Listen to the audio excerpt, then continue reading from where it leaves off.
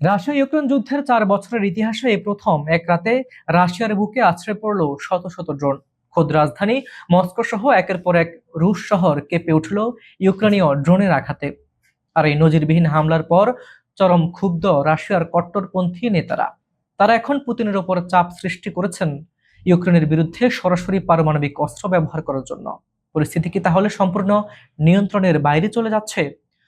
শুরু হতে যাচ্ছে কি এক ভয়ঙ্কর পরমাণু যুদ্ধ? জানতে ভিডিওটি শেষ পর্যন্ত দেখুন। সম্প্রতি রাশিয়া ও ইউক্রেন সীমান্তে ঘটে গেছে এক রাতব্যাপী ব্যাপক ও রক্তক্ষয়ী সংঘাত। রুশ বার্তা সংস্থা তাসের বরাত দিয়ে জানা গেছে, এটি ছিল রাশিয়ার ওপর ইউক্রেনের এ যাবৎকালের অন্যতম বৃহৎ এবং ভয়াবহ ড্রোন হামলা। ইউক্রেনীয় বাহিনী রাশিয়ার বিভিন্ন অঞ্চলকে লক্ষ্য করে এক রাতেই শত শত ড্রোন নিক্ষেপ করেছে। খোদ রাশিয়ার রাজধানী মস্কো ছিল এই হামলার অন্যতম প্রধান লক্ষ্য। মস্কোর মেয়র সের্গেই সেভিয়ানিন জানিয়েছেন, রাজধানীমুখী অন্তত 47টি ড্রোন আকাশে থাকতেই প্রতিহত করেছে রুশ আকাশ প্রতিরক্ষা বাহিনী। ড্রোনের ধ্বংসাবশেষ শহরের বিভিন্ন এলাকায় ছড়িয়ে ছিটিয়ে পড়লেও সৌভাগ্যবশত মস্কোতে বড় ধরনের কোনো হতাহত বা ক্ষয়ক্ষতির খবর পাওয়া যায়নি। তবে মস্কো বেঁচে গেলেও রেহাই পায়নি অন্যান্য অঞ্চল। মস্কো থেকে প্রায় 180 কিলোমিটার দূরে অবস্থিত তুলা অঞ্চলে ইউক্রেনের ড্রোন হামলায় ব্যাপক ক্ষয়ক্ষতি হয়েছে। সেখানে একটি আবাসিক বাড়ি, গুরুত্বপূর্ণ বিদ্যুৎ লাইন এবং বেশ কিছু শিল্প স্থাপনা ক্ষতিগ্রস্ত হয়েছে। ড্রোন বিস্ফোরণে সেখানে একজন নারী গুরুতর আহত হওয়ায় সেই খবর নিশ্চিত করেছে প্রশাসন। কিন্তু হঠাৎ কেন রাশিয়ার ভেতরে এত বড় হামলা চালাচ্ছে ইউক্রেন? সামরিক বিশ্লেষকদের মতে এই ইউক্রেনের এক সুদূরপ্রসারী ও পরিকল্পিত নতুন যুদ্ধ কৌশল এটি।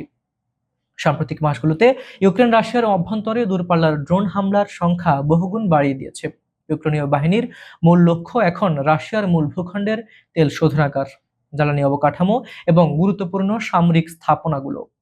তারা ভালো করে জানে সম্মুখ সমরে টিকতে হলে রাশিয়ার অর্থনৈতিক ও সামরিক মেরুদণ্ড ভেঙে দিতে হবে।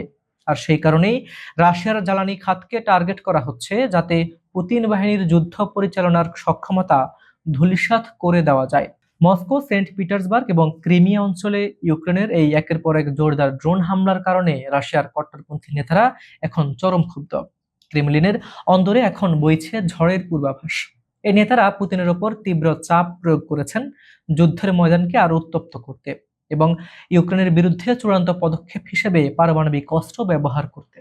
শুধু তাই নয়, মধ্যপ্রাচ্যে ইরান যেভাবে তার শত্রু রাষ্ট্র যুক্তরাষ্ট্র ও ইসরায়েলের সামরিক স্থাপনা লক্ষ্য করে সামরিক এবং সরাসরি হামলা চালিয়েছিল, রাশিয়ার কট্টরপন্থীরা ঠিক সেই ইরানি কৌশল অনুসরণের আহ্বান জানিয়েছেন। তারা চান পুতিন যেন ইরানের মতো করে ইউক্রেনের বিরুদ্ধে আরো জোরদার ও ধ্বংসাত্মক বোমা হামলা শুরু করেন। কট্টরপন্থী রুশ নেতাদের প্রধান দাবিগুলো মূলত তিনটি। প্রথম দাবি, ইউক্রেনের রাজধানী কিয়েভের গুরুত্বপূর্ণ সরকারি স্থাপনাগুলো লক্ষ্য করে হামলার তীব্রতা বহুগুণ বাড়িয়ে দেওয়া।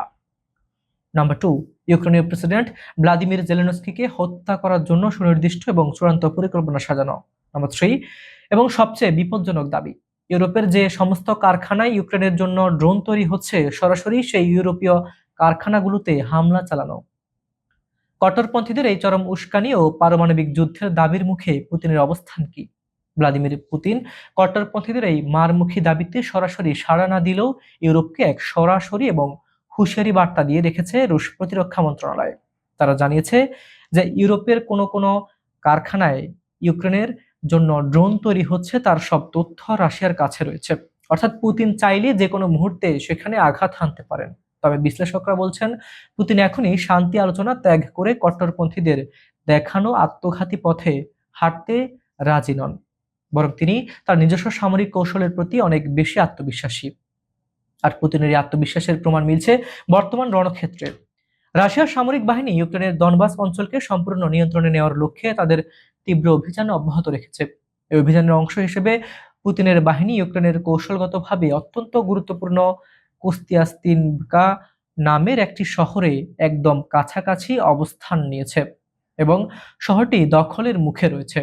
দীর্ঘ 4 বছরের বেশি সময় ধরে চলা এই রাশিয়া ইউক্রেন যুদ্ধ দিন দিন আরো রক্তক্ষয়ী ও ভয়াবহ রূপ নিচ্ছে।